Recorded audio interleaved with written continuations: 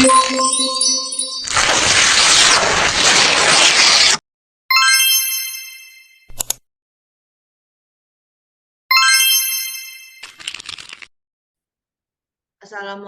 warahmatullahi wabarakatuh. Kami dari kelompok 6 yang meranggotakan saya sendiri Norafiza dengan NIM 20345 dan rekan saya yaitu Ramadita Amalia Putri dengan NIM 20349 dan Rifki Zaran dengan NIM 20392. Di sini kami akan membahas tentang materi kesebangunan dengan cakupan materi. Yang pertama yaitu konsep kesebangunan dan sifatnya, yang kedua konsep dilasi dan sifatnya, dan yang ketiga yaitu hasil kali transformasi dan dilasi. Yang pertama yaitu akan saya bahas sendiri tentang kesebangunan. Nah, dua bangun dikatakan sebangun jika memenuhi syarat yang pertama yaitu sudut-sudut yang bersesuaian itu sama besar dan sisi yang bersesuaian itu mempunyai perbandingan yang sama. Nah, di sini adapun definisi dari kesebangunan atau bisa kita sebut dengan similaritas.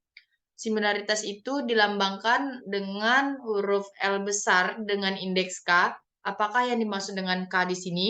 Kita bisa lihat dari definisi tersebut, di mana sebuah konstanta K besar dari 0 dan titik P, Q adalah titik-titik pada bidang sedemikian sehingga P aksen Q aksen ini sama dengan K kali PQ dengan P aksen adalah pasangan dari P atau bayangan dari P dan Q aksen itu adalah pasangan dari Q atau bayangan dari Q.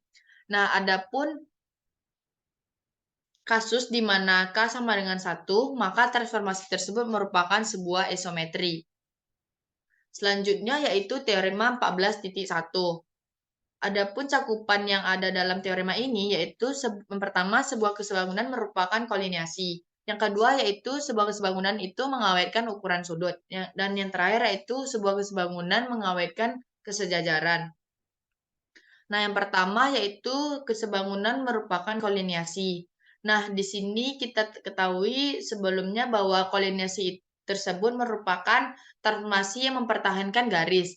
Jadi, misalkan saya mempunyai sebuah garis, kemudian saya transformasikan, itu akan tetap berupa garis juga hasilnya. Nah, itu yang dimaksud dengan kolineasi.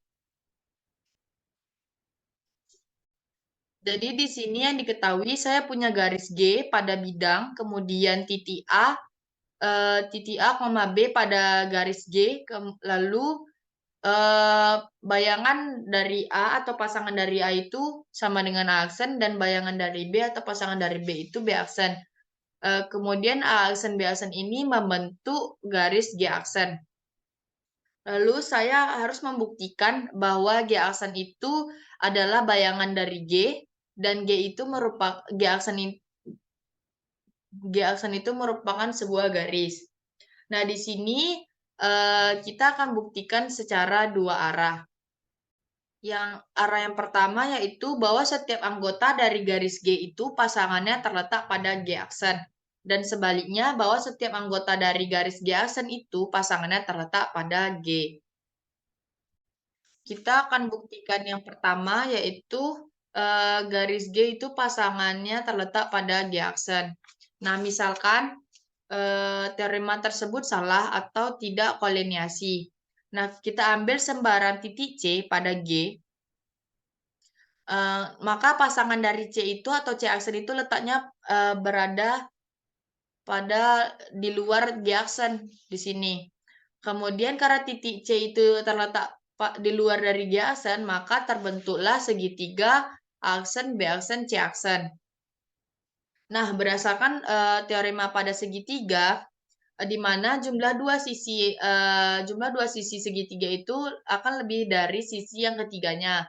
Maka berlaku aksen C aksen tambah C aksen B aksen itu besar dari aksen B aksen.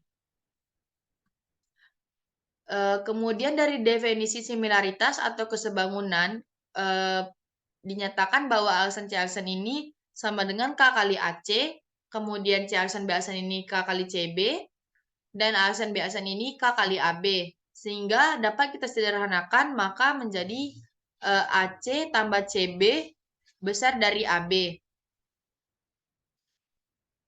Nah, kalau kita lihat pada garis G, ini, pada gambar G ini, pada gambar yang saya lingkari ini, nilai AC tambah CB ini sama dengan AB, bukan lebih besar dari AB.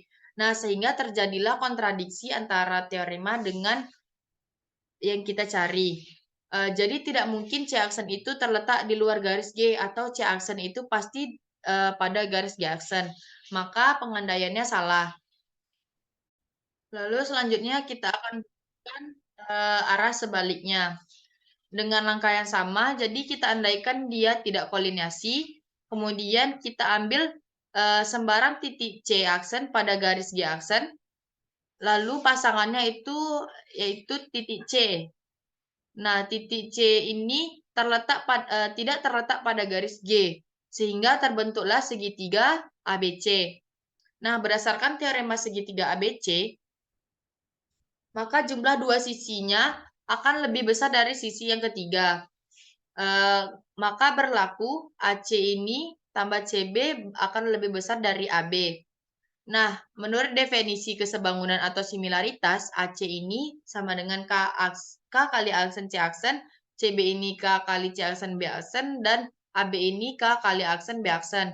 Dan dapat kita sederhanakan, didapatkan bahwa aksen C aksen tambah C aksen B aksen itu akan lebih besar dari aksen B aksen. Kalau diperhatikan pada garis G aksen, A aksen C aksen tambah C aksen B aksen ini sama dengan A aksen B aksen, bukan lebih dari A aksen B aksen. Hal ini terjadilah kontradiksi sehingga pengandaiannya salah. Nah, dari dua kasus tersebut, pengandaiannya salah, maka terbukti bahwa similaritas itu merupakan koliniasi. Selanjutnya yaitu yang kedua, term yang kedua yaitu kesebangunan mempertahankan besar sudut. Nah, kita ketahui bahwa titik A, B, C ini berada pada bidang, kemudian bayangan atau pasangan dari A itu aksen, bayangan dari B itu B aksen, dan bayangan dari C itu C aksen. Nah, berarti kita akan buktikan bahwa sudut segitiga ABC itu nilainya akan sama dengan sudut segitiga aksen B aksen C aksen. Nah, kita akan buktikan bahwa aksen B aksen ini sama dengan, menurut definisi similaritas, aksen B aksen ini sama dengan K kali AB. Kemudian B aksen C aksen itu K kali BC, dan C aksen itu K kali AC. Didapatkan bahwa K itu sama dengan aksen B aksen per AB, kemudian K itu sama dengan B aksen C aksen per BC, dan K sama dengan C aksen per CA. Di sini jika teorema terbukti benar, maka aksen B aksen per AB sama dengan B aksen C aksen per BC sama dengan C aksen per aksen, C aksen aksen per CA itu sama dengan K. Kita lihat bahwa segitiga aksen B aksen dan B aksen C aksen dan segitiga aksen B segitiga ABC, maka ternyata dua segitiga ini mempunyai perbandingan yang sebanding, yaitu sebesar K. Sehingga segitiga ABC itu sebangun dengan segitiga A aksen, B aksen, C aksen. Otomatis sudut yang bersesuaian itu besarnya sama, maka terbukti bahwa kesebangunan itu mempertahankan besar sudut. Selanjutnya yaitu terma yang ketiga, yaitu kesebangunan mengawetkan kesejajaran. Di sini kita ketahui kesejajaran itu adalah hubungan antara dua garis. Jadi di sini kita akan membuktikan kesejajaran. Maka minimal kita mempunyai dua buah garis. Di sini saya ambil sebarang garis pada bidang misalnya garis G dan L, di mana garis G dan L ini merupakan dua garis yang saling sejajar. Dan pasangan dari L itu yaitu L aksen, dan pasangan dari G itu yaitu G aksen. Ketika teoremanya ini benar, maka L aksen itu akan sejajar dengan G aksen. Sekarang kita akan buktikan apakah benar similaritas itu mempertahankan kesejajaran. Nah, sebagai ilustrasi, kita bisa lihat di gambar ini, saya punya garis L dan G. yang sejajar, ya saling sejajar. Kemudian bayangan dari A itu yaitu A aksen, kemudian C itu C aksen, dan B itu B aksen, dan D itu D aksen. Kemudian L itu memuat titik C dan D, kemudian bayang dan garis G ini memuat titik A dan B. Kemudian A aksen B aksen ini dihubungkan membentuk garis G aksen, dan titik C aksen D aksen ini dihubungkan membentuk garis L aksen. Lalu kita akan membuktikan kalau andaikan garis L itu sejajar dengan G, maka G aksen akan sejajar juga dengan L aksen. Nah, dari sini kita perhatikan pada gambar 1, yaitu gambar 1, ini gambar 1, di mana segitiga PAB dan PCD, dari sini kita bisa ketahui bahwa dua segitiga itu adalah segitiga yang sebangun. Karena apa? Karena tiga sisi yang bersesuaian itu sama. Titik P itu sudut besarnya dengan titik P. Kemudian titik A itu sudutnya dengan titik C, yaitu merupakan sudut sehadap. Kemudian titik B itu sama besarnya dengan titik D. Nah, berdasarkan sudut-sudut segitiga PAB dan segitiga PCD, itu adalah segitiga yang sebangun. Maka berlaku PA per PC sama dengan PB per PD sama dengan BA per DC. Nah, kita balik ke definisi awal, yaitu tentang kesebangunan, di mana PA ini merupakan K kali P aksen A aksen, dan PC ini K kali P aksen C aksen, begitu seterusnya, sehingga kita dapatin P aksen A aksen per P aksen C aksen sama dengan P aksen B aksen per P aksen D aksen sama dengan B aksen A aksen per D aksen C aksen. Dan dari sini kita dapat perhatikan pada gambar yang kedua, yaitu gambar yang kedua ini adalah karena ada dua segitiga sama seperti tadi, segitiga P aksen, A aksen, B aksen, dan P aksen, D aksen, C aksen. Nah, kedua segitiga tersebut sebangun. Kenapa? Karena dari kita temukan tadi, ternyata sisi-sisi yang bersesuaian itu sebanding ini yang kita cari tadi.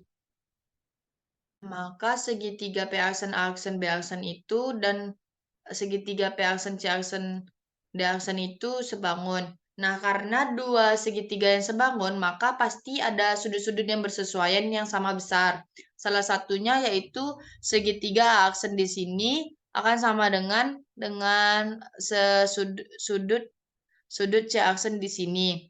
Nah, karena ada dua garis yang dipotong transversal sedemikian sehingga sudut sehadapnya sama, maka kita simpulkan bahwa D aksen dan L aksen itu adalah garis yang sejajar atau dua garis yang sejajar. Maka terbukti bahwa kesebangunan itu mengawetkan kesejajaran. Sekian dari saya. Apabila terdapat kesalahan, saya mohon maaf. Selanjutnya akan dilanjutkan oleh rekan saya, yaitu Rifki Zaran. Kepada Rifki Zaran dipersilahkan.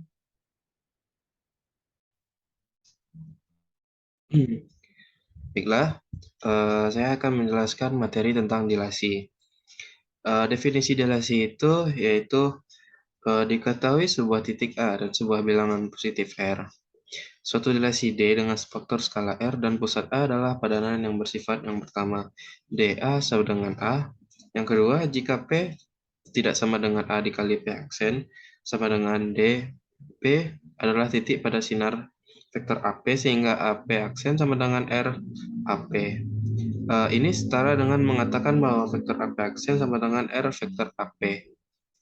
Dilasi dengan pusat A dan vektor skala R ini dilambangkan dengan DA, R aksen. Akibat yang pertama, yaitu D, A, R adalah suatu kebangunan. Untuk membuktikan ini akan dibuktikan dua hal, yaitu yang pertama, D, A, R adalah suatu transformasi. Yang kedua, jika P, Q dua titik pada bidang yang berbeda, maka P aksen Q aksen sama dengan R, P Q dengan P aksen sama dengan D, A, R, P, dan Q aksen sama dengan D, A, R, Y. Mari kita lihat pembuktian di bawah. Yang pertama, andaikan dua titik X dan Y dengan X aksen sama dengan DA, RX dan Y aksen sama dengan DA, RY, dan andaikan X aksen Y aksen sama dengan 0, oleh karena itu X aksen Y aksen sama dengan RXY dan R besar dari 0, maka XY sama dengan 0. Ini berarti X sama dengan Y. Jadi, D, R injektif. Andaikan Y sebarang titik dan andaikan pula X sebuah titik pada sinar vektor AY, sehingga AX sama dengan RAY, jadi DA, RX sama dengan Y sebab A sama dengan Y, sebab AX sama dengan RAY. Jadi, DA, RX sama dengan Y, sebab AY sama dengan RAX. Jadi, setiap titik Y memiliki prapeta. Akibat yang kedua, jika G sebuah garis dan G aksen sama dengan DA, RG, maka G aksen sama dengan G. Apabila A elemen G dan G aksen sejajar dengan G, apabila A tidak elemen G. Yang pertama, andaikan A elemen G, maka andaikan B elemen G, maka DA, R, A sama dengan A aksen, sama dengan A elemen G aksen. DA, R, B sama dengan B aksen, dan B aksen elemen G aksen. Tetapi menurut ketentuan dari DAR, B aksen terletak pada sinar vektor B, AB komplement G, sehingga B aksen elemen G jadi A aksen elemen G aksen, B aksen elemen G aksen, A elemen G, B aksen elemen G. Ini berarti G sama dengan G aksen. Yang kedua, andaikan A bukan elemen G, misalkan B elemen G dan C elemen G, maka B aksen sama dengan DA, R, B. C aksen sama dengan DARC, sehingga B aksen elemen G, C aksen elemen G aksen karena AB aksen sama dengan RAB, AC aksen sama dengan RAC, maka B aksen C aksen sama dengan G aksen sejajar G, sebab AB aksen per AC aksen sama dengan AB per AC. Baiklah, sekian dari saya. Materi yang selanjutnya akan dilanjutkan oleh Odit. Baik, saya akan melanjutkan penjelasan dari Saudara Rifki, yaitu mengenai tentang hasil kali transformasi dengan dilatasi. Di sini kita misalkan ada sebuah titik P, dan andaikan ada dilasi dengan pusat O dan faktor R. Kita akan mencari koordinat-koordinat P aksen yang dimana P aksen tersebut sama dengan dilasi dengan pusat 0 dan faktor R aksen. Di sini P aksen terletak pada sinar ruas garis OP, sehingga OP aksen sama dengan ROP. Terlihat pada gambar di sini titik O dan di sini titik P. Maka OP aksen sama dengan R dikali OP. Jadi P aksen sama P aksen atau X aksen, Y aksen, maka X aksen dapat kita rumuskan dengan RX dan Y aksen sama dengan RY, sehingga kita dapat P aksen sama dengan RX, RY. Sekarang kita andaikan ada sebuah titik A sama dengan A, B, dan diketahui dilasi dengan pusat A dan faktor R. Jika P double aksen sama dengan X double aksen, Y double aksen dengan dilasi pusat A, R, P sama dengan P aksen, sedangkan titik P sama dengan X, Y, apakah hubungan antara X double aksen, Y double aksen, X, dan Y. Untuk membuktikan apakah ada hubungan di antara 4 titik tersebut, maka kita akan melakukan translasi geseran A0, kemudian dilasi dengan pusat 0 dengan faktor R disusul dengan translasi geseran 0A. Maka kita dapat menulis dilasi dengan pusat A dan faktor R sama dengan geseran 0A dikali dilasi dengan pusat 0 dengan faktor R dikali geseran A0. Jadi, untuk P sama dengan X, Y, kita peroleh berturut-turut yaitu dilasi dengan pusat A, R terhadap X, Y sama dengan geseran 0A dikali dilasi dengan pusat 0, R dikali geseran A0 terhadap XY. Di mana kita akan mengerjakan geseran A0 terhadap XY terlebih dahulu, yaitu dapat kita ubah geseran A0 terhadap XY dengan rumus X kurang A dikurang Y kurang B. Maka rumusnya menjadi geseran 0A dikali dilasi dengan pusat 0, R terhadap X kurang A dikurang Y kurang B. Maka selanjutnya kita akan menyederhanakan rumus dilasi dengan pusat 0, R terhadap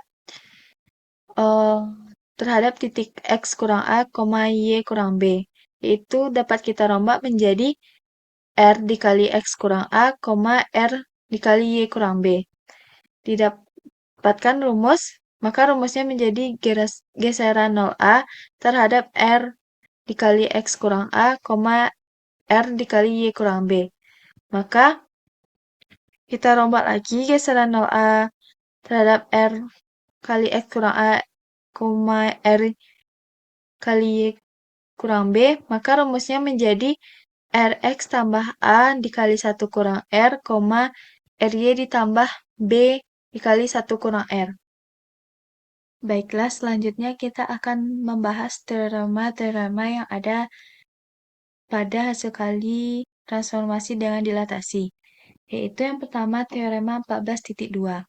Yang berbunyi apabila dilasi A, R sebuah dilasi dengan A sama dengan A, B dan P sama dengan X, Y, maka DAR terhadap P sama dengan Rx ditambah A dikali 1 kurang R, Ry ditambah B dikali 1 kurang R.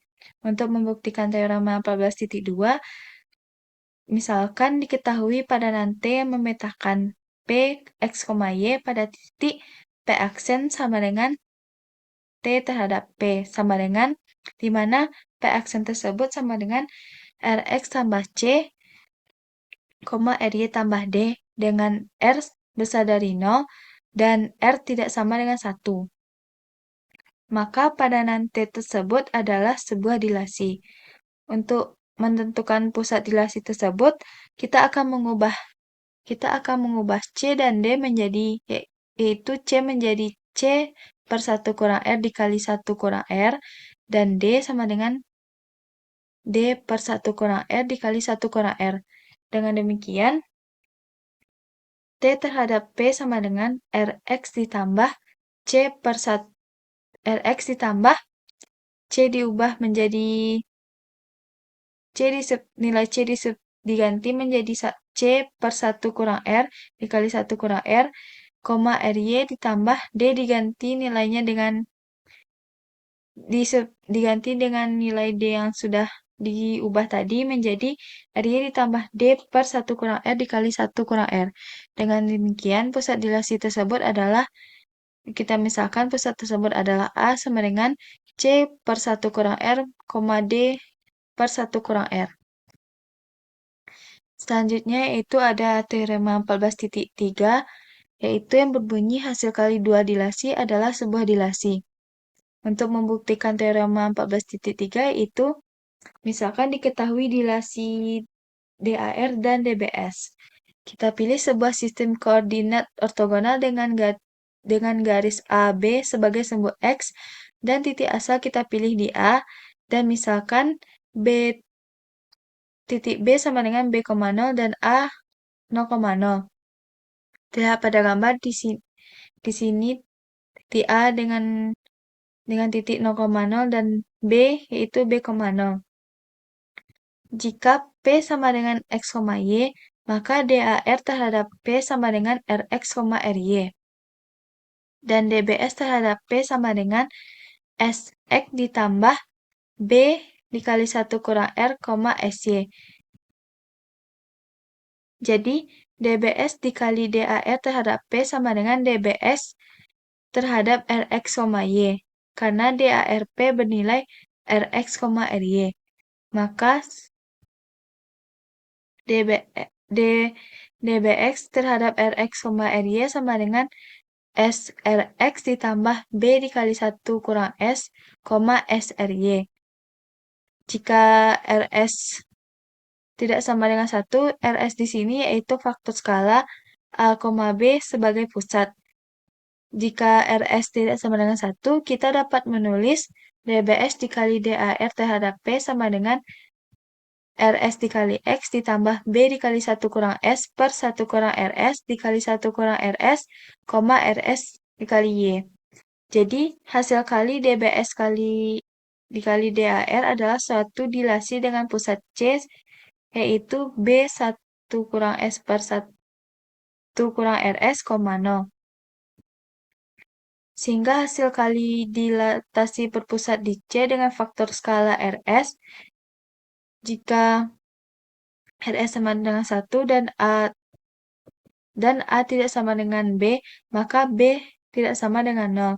Jika P sama dengan X, Y, kita peroleh DBS dikali DAR sama dengan X ditambah B dikali 1 kurang S, Y. Ini berarti bahwa DBS dikali DAR adalah suatu translasi dengan arah yang sejajar dengan garis AB. Dari pembuktian teorema di atas, kita ada 3 akibat, yaitu akibat pertama yaitu jika dilasi dengan pusat A dengan faktor skala R dan dilatasi dengan pusat B dengan faktor skala S dengan DBS dikali DAR adalah sebuah dilatasi. Dilatasi dengan pusat C dan faktor skala RS dengan C elemen dari garis A, B apabila RS tidak sama dengan 1. Apabila faktor skalanya sama dengan 1, maka hasil kali dua dilatasi itu adalah suatu translasi yang sejajar dengan garis AB. Akibat yang kedua yaitu, jika diketahui DAR dan DAS, maka DAS kali DAR adalah suatu dilatasi dengan faktor skala RS. Ini jika faktor skalanya tidak sama dengan 1. Jika faktor skalanya sama dengan 1, maka sekali ini adalah transformasi identitas. Akibat yang ketiga yaitu, untuk sebuah dilatasi DAR berlaku D inverse A dikali R1 sama dengan D dilatasi A dikali 1 per R. Apabila diketahui dua dilatasi DAR dan DBS, bagaimana menentukan pusat dilatasi hasil kali dua dilatasi tersebut? Untuk membuktikan akibat 3 ini, kita misalkan P aksen sama dengan DBS dikali DAR terhadap P sama dengan dilatasi dengan pusat C dan skala RS terhadap P. Menurut uraian di atas, C elemen dari garis AB dan juga C elemen dari P aksen. Jadi C adalah titik poton dari garis AB dan garis P aksen.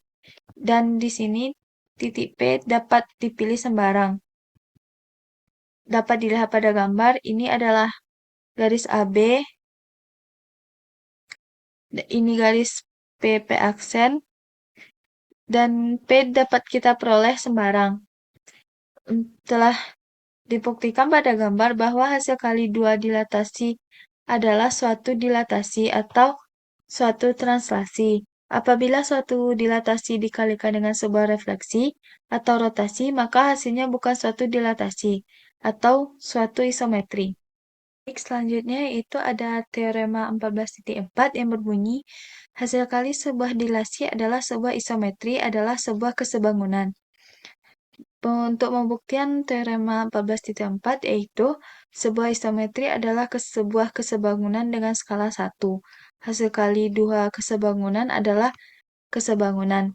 Dengan demikian, maka hasil kali suatu dilasi dan suatu isometri adalah suatu kesebangunan.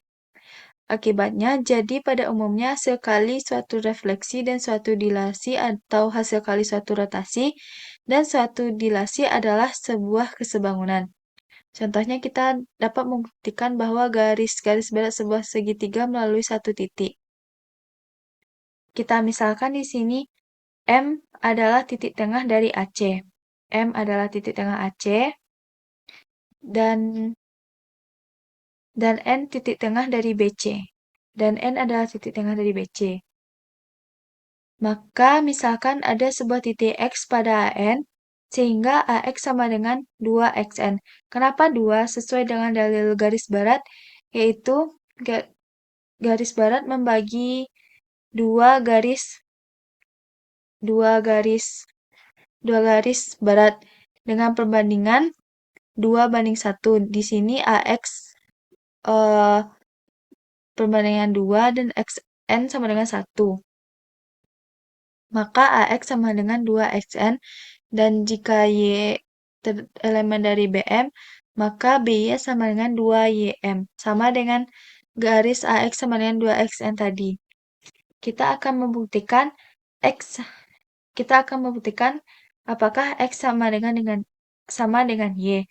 Berturut-turut diperoleh X itu sama dengan dilasi dengan pusat A dengan faktor skala 2/3 terhadap N, N sama dengan dilasi dengan pusat B dengan skala 1/2 terhadap C. Jadi, X sama dengan dilasi dengan pusat A dan faktor skala 2/3 dikali, jadi X sama dengan dilasi dengan pusat A dengan faktor skala 2/3, dilasi terhadap pusat B dan faktor skala setengah terhadap C. Dapat kita ingat pada teorema 14.3, akibat ketiga yaitu untuk sebuah dilasi D dengan pusat A dengan faktor skala R, berlaku D inverse A dikali 1/R.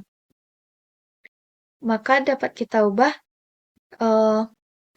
D inverse A, 2/3 sama dengan D A, 3/2. Dan D inverse B, 1/2 sama dengan D B,2. Jadi C sama dengan dilasi dengan pusat B,2 dikali dilasi A dengan faktor skala 3/2 terhadap X. Selanjutnya, Y sama dengan dilasi dengan pusat B dengan faktor skala 2/3 dikali dilasi dengan pusat A dan faktor skala 1/2 terhadap C, maka didapat Y sama dengan dilasi dengan pusat B, 2/3 dikali dilasi dengan pusat A dengan skala 1/2 dikali dilasi dengan pusat B dengan faktor skala 2 dikali dilasi dengan pusat A dengan faktor 3/2 terhadap X. Didapat dilasi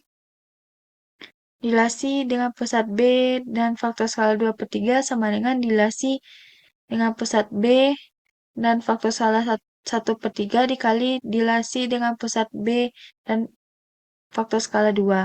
Maka dilasi dengan pusat A dengan faktor skala 3/2 sama dengan dilasi A dengan pusat A dengan faktor skala 1/2 dikali dilasi dengan faktor skala A dilasi dengan pusat A dan skalanya yaitu 3. Maka Y dapat kita rumuskan menjadi D dilasi dengan pusat B dengan faktor skala 1/3 dilasi B dilasi dB,2 dikali dA, 1/2 dB,2 dalam kurung dA 1/2 dikali dA, 3 terhadap X. Kita gabungkan dB,2 dengan dA 1,2 menjadi dB,1/3 dalam kurung dB,2 dikali dA, 1/2 dikali dB,2 dA, 1/2 dikali dA, 3 terhadap X. Maka didapat dilasi B,2 dan dilasi A, setengah ini dihasilkan setengah putaran BA. Di sini juga setengah putaran BA, maka rumusnya menjadi dilasi dengan pusat B, 1/3 dikali setengah putaran BA dikali setengah putaran BA dikali dilasi dengan pusat A, 3 terhadap X.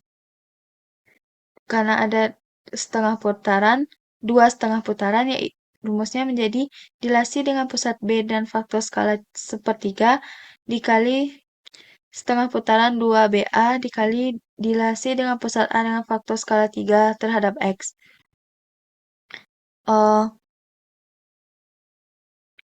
Maka setengah putaran 2BA tadi dapat kita ubah rumusnya menjadi dilasi B,3, 2 dikali dilasi A, 1/3. Maka rumusnya menjadi dilasi B, 1/3 dalam kurung dB,3 dikali dA, 1/3 dikali dA, 3 terhadap X.